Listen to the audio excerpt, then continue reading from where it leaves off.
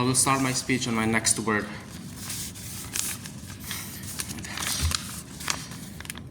I am a neurotic person and I have a really difficult time in getting to control my emotions, and I feel sad all the time, and I really want to just feel happy and get the livelihood that I actually want, because this is the prerequisite, which is happiness in and of itself, to get the life that I really want and the life that makes me really feel validated at the end of the day. This is the reason why we propose this motion, dear panel. Firstly, on the nature of this motion, this is a this house prefers, which means that we have to understand why this world would be better than the counterfactual. Secondly, on context, we think that humans are emotional creatures. This means that humans will feel emotions no matter what, and these emotions are not something that you can actually control. This means what? Some people are going to be happy, some people are not. This leads towards the inequality of the fulfillment in their life. For example, some people are going to be more depressed because of just their own birth lottery, because of their own biological wiring. This means that sadness just because of like high-trait neuroticism, for example. And what is the problem of this? This precisely means that minorities feel, or who are oppressed feel, things like sadness, right? Because of like this, of the system that they actually have in place. This looks like the fact that they're sad because of racism, segregation, etc., etc., etc. Now, this negative emotion becomes something that is a burden to them because they are unable to feel that they have a control. They are very pessimistic in this world, and they feel like they don't have the ability to actually change the way that their life is like at the end of the day, that they feel they cannot achieve this fulfillment that they want, right? And so this leads towards a feedback of like oppression of them feeling like they're very negative emotions, for example, then. And so what is the bottom line? The bottom line is that inequality of emotional fulfillment, and secondly, on the burden of negative emotions on towards these people who are minorities, who are oppressed, or for people who are like generally neurotic, who didn't win the birth lottery, for example. And so then what is our mechanism of transferring emotion? This looks like consent. This means that both parties have to consent whether or not they actually want to transfer the emotion. Secondly, they feel the effects. Of course, they will feel the effects. Like if you give happiness to someone, they will be someone who is sad, they will be happy, and if you give sadness to someone who is happy, they will feel the sadness that you feel, for example. And I'll explain why the impacts of this later in my arguments. But then thirdly is that emotions are limited. When you give your happiness to someone else, you will go in the neutral state, for example, because at the end of the day, emotions themselves are limited, and you know, things like that. And so we have to understand that note that transferring of emotions does not mean the removing the necessity for a structural change or blinds the person towards the problems around them, for example. This means that it's only that the feeling that they feel, rather than like seeing the life as like, for example, that they have no problems when they feel happy, for example. And so then what is a couple of preemption before I go into my arguments? Firstly, they might say about how this suppresses the minorities because they lose the need to actually like have structural change and to push for the development of their own progress, for example. We think the problem will still exist anyway, so it's not really that bad. Activists also will still exist to support these minorities, to give them happiness emotions, for example. And on the flip side, opposition, literally there's no way for minorities to actually achieve this because of how much of a high bar it is to be able to get a good fulfillment in life, for example. That leads to happiness. Let's just be prerequisite of like happiness itself is the ability to actually be optimistic and to actually have like the things you need, the capital, to be able to grow your own livelihoods to become happy, for example. And secondly, they might talk about how this commodifies emotions.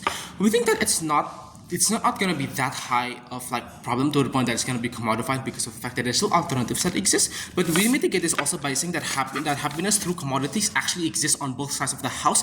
On their side of the house, it's actually worse and we flip this by saying that on their side of the house, it happens through things like gambling, through things like adult industries, and etc., which gives a lot of negative effects towards the person itself. On our side, we just give the happiness in and of itself, which is much easier without that much negative effects that actually happens towards this person, for example. So then, onto my arguments. My argument here is very simple. Productivity. What is the problem? Emotions are that burdensome. Emotions are part of like the human nature, which makes you feel as if you cannot really do much at the end of the day, right? And so minorities are burdened by the oppression, for example, which makes them sad and pessimistic, i.e. there's no hope for the improvement of their livelihood because of just how pessimistic and how much burdened they are by their own emotions, for example. And they also need like a huge capital to be in the current status quo. They need a huge capital and like to be able to like get a good livelihood, which is kind of the prerequisite towards them actually feeling this happiness that they want, right? And so that is very important, i.e. they need a high starting point. And so normal people who and thirdly, normal people who are just that neurotic have a hard time doing work. Like you can't do work if you are just like really sad because of whatever you see or whatever experience, because of the fact that when you are really sad, you feel that you're pessimistic and you don't really have the capacity to be able to do the things that you actually require to be able to achieve productivity, right, for example. And so basically the bottom line is that when you're pessimistic or you feel negative emotions, you don't want to go to work, for example. Why is this bad? Because this is a super high bar for achieving emotional stability and actually improving the livelihood of your life, basically. And so why is this bad? Because this exacerbates the systemic problems, because it makes people pushes push them to do irrational things like over consumerism because they feel sad. I want to buy stuff. That means they're gonna do like over consumerism and things like that of this particular nature. For example, why does this happen? Because humans are emotional creatures. You can't control your emotions, and sometimes you just do things that are out of your emotions. For example, like as I mentioned previously, to this extent. And so then, what is the difference on our side? Because we can actually give their emotions, like for example, happiness to someone who is sad. Well, then they will just be happy, right? That's our first. Why is this better? Because it's just that easy. Like from where family and friends who are naturally sympathetic to you, who are naturally going to give you this sort of like happiness emotions. From when you're sad, for example. Second layer of mechanism is that there's more relatability because family and friends, people who are like generally more empathetic towards you, who you have like these people, are eventually just like gonna see your emotions. Maybe if you're sad, like you're able to like give them like, hey, here's what my emotions feel like. Here's what my sadness feels like, and you can actually communicate your emotions more authentically, which means that the opposing party knows actually what the person who is feeling this emotion is truly feeling and authentically. And thirdly, a spotlight on emotions. What happens is that because of the emotions become that big of a role where you can just transfer it towards another individual, this means that there's going to be more awareness over how these emotions affect you and the wider society, which means what? That there's more awareness of the mental health itself. So what? Which means that alternatives will still exist on our side, and there's actually more of it because of the fact that there's more focus on it, because we actually understand, we put a spotlight onto emotions themselves. Therapy, psychology exists, and so there's a transfer of emotion isn't going to be like the sole way of someone to actually going to feel happy. There's still like other ways to actually like wait and other ways to actually like feel that happiness and feel these emotions. Our mechanism only intensifies the sort of emotions that they actually feel.